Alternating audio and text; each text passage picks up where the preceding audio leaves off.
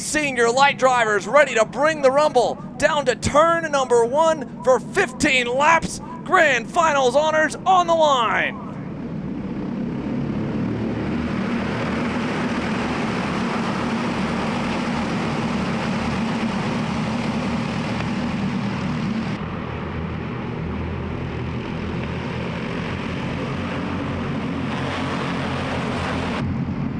Oh, one driver off, two drivers off. Lorenko and Maxwell way wide out of turn number 4.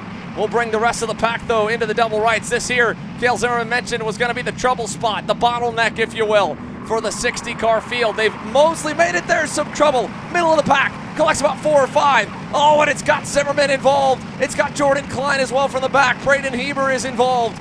Multiple drivers turned with nowhere to go as the track got blocked right at the center apex of turn 7. Some of the others trying to get in line, like Owen Lloyd, getting a little bit antsy in terms of the run up to the shark fin for a moment. More drivers going off track excursion. One driver is stuck in the grass.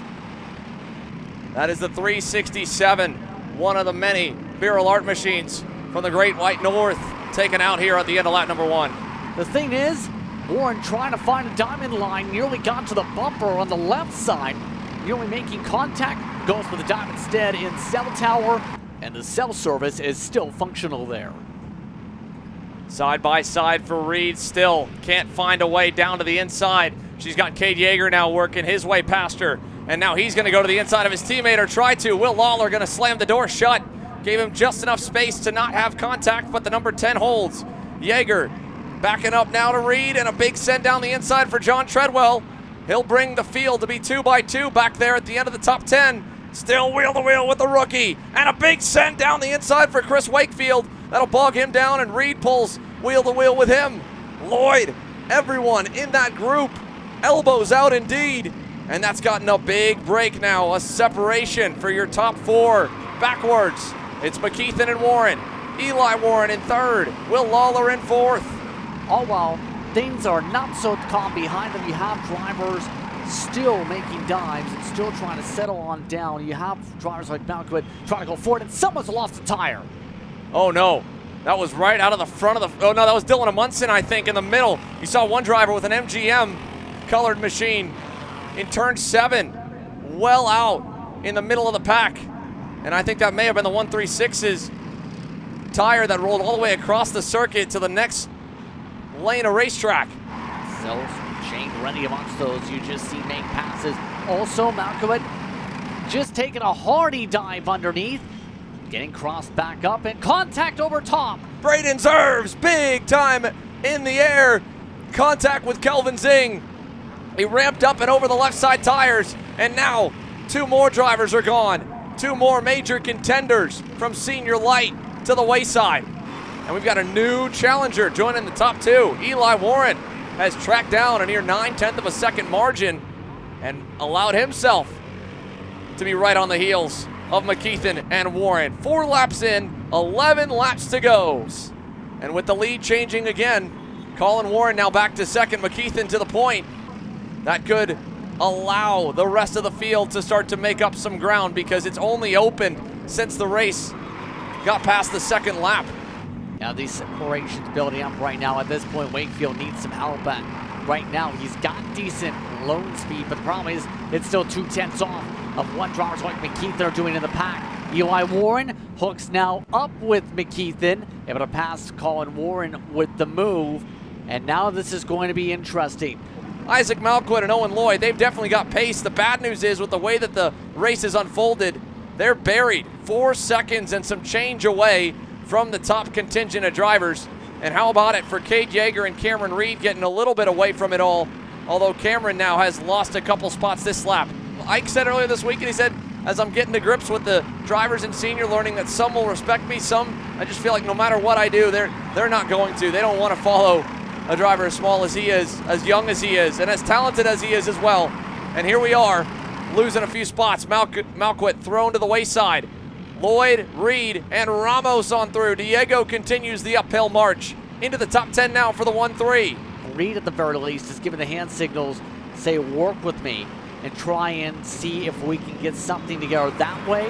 Looks like it is working with Reed opening the door This should open the door for Ramos if I got the signals right. It didn't open out far enough for Ramos to be able to actually go through the door. And having grown up just a couple hours away, calling Newcastle Motorsports Park essentially his home racetrack. He's had so many memories here. And now in senior light, he finds himself with a serious chance at a Grand Nationals win. Here he goes for the lead in turn 13, and he's got it. Might need some help from Warren. Warren saying you can go. He is going to go. He is getting the help from Warren. Warren fades back to both lines. Now goes side by side for second. Colin Warren putting himself where he wants to be right at the end of the race. He's won this race 8 times.